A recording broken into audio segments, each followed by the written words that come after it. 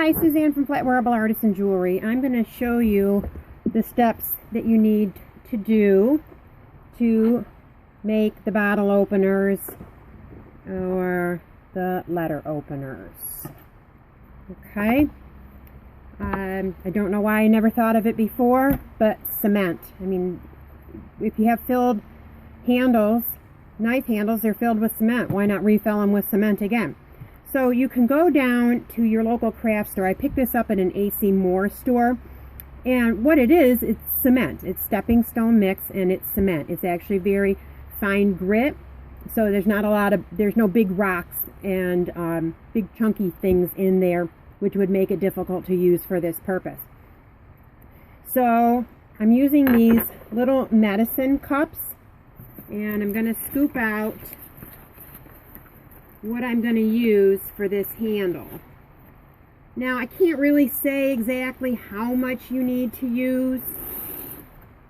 I'm really not very good when it comes to measuring. I really just eye everything.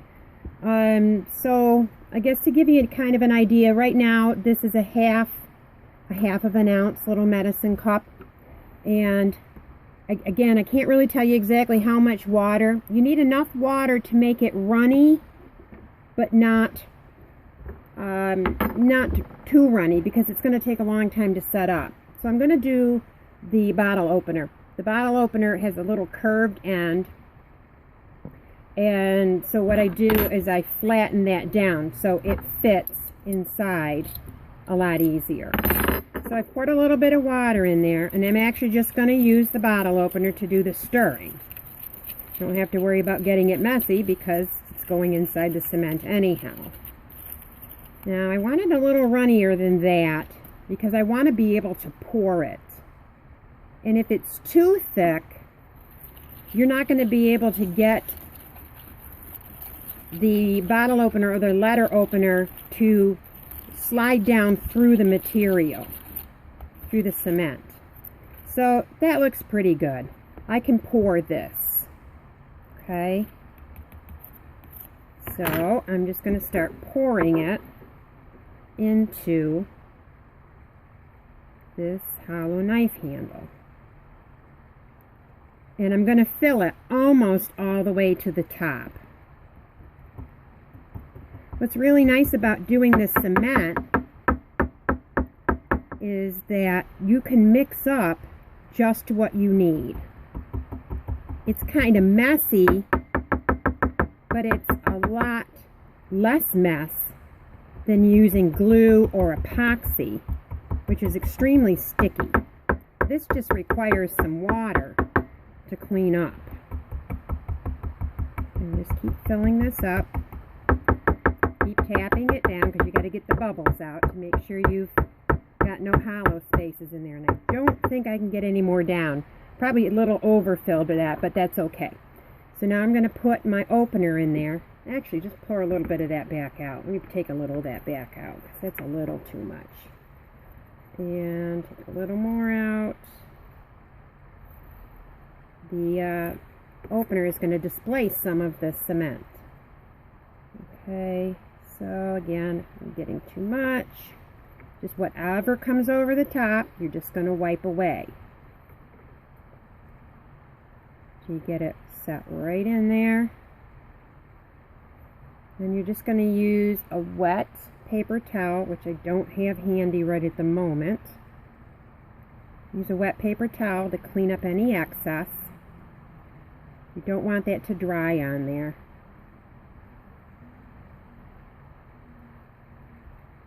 And it will self-level. If you've made it thin enough, it'll self-level. So now you can see it comes all the way to the top. This is a great way to do this because it's inexpensive. I can't remember what the box was. It might have been about $8. AC Moore has coupons all the time. If you download their app onto your smartphone, they always have a 55% off coupon. So I think like after the tax and everything, this wasn't even $4 for this box. And you can fill an awful lot of handles for $4. So So anyhow, you're just going to do any of your cleanup. Make sure you use a damp paper towel for that to get that all cleaned up nice and neat. And then you're going to set it upright to allow it to dry. So what I did over here is I set it up in this spool roll. I set one of them up here in the spool roll. I don't know if I can fit that other one in there. There I go. Okay. I set that up there so it will dry. If you lay it down, your cement may run out. All right. If you have any questions, make sure you give me a holler. I'll talk to you soon. Bye-bye. I just want to add a couple of comments about letter openers and actually the bottle openers.